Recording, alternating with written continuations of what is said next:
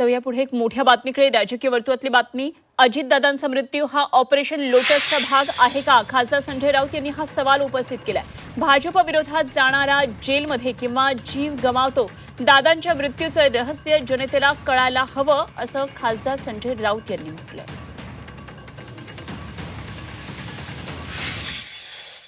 अडचण ही आहे की मोदी आणि शहांची आणि फडणवीसांची. अजित पवार हे भारतीय जनता पक्षाला सोडून परत शरद पवारांकडे आले असते तर तो भारतीय जनता पक्षाच्या ऑपरेशन लोटसचा सगळ्यात मोठा पराभव ठरला असता. त्याच्यामुळे अजित पवारांचा संशयास्पद विमान अपघात हा सुद्धा ऑपरेशन लोटसचाच भाग आहे का असं लोकांनी प्रश्न विचारलेला आहे. ऑपरेशन लोटसचा भाग आहे का तो?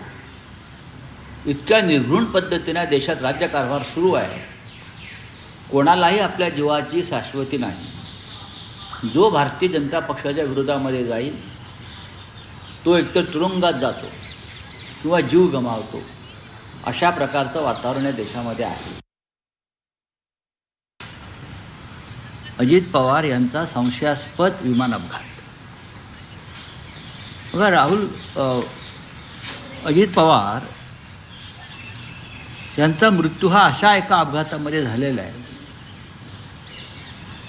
की तो नक्की कसा घडला, का घडला, त्याच्या मागचं रहस्य काय आहे हे समजून घेण्याचा अधिकार महाराष्ट्राच्या जनतेला आहे. आणि हे भारतीय जनता पक्षाचे टिनपाट लोक माझ्यावरती टीका करतायत. मुळात शंका मी घेतलेलीच नाही आहे. शंका ही राष्ट्रवादी काँग्रेस पक्षाच्या आमदारांनी आणि त्यांच्या काही नेत्यांनी घेतलेली.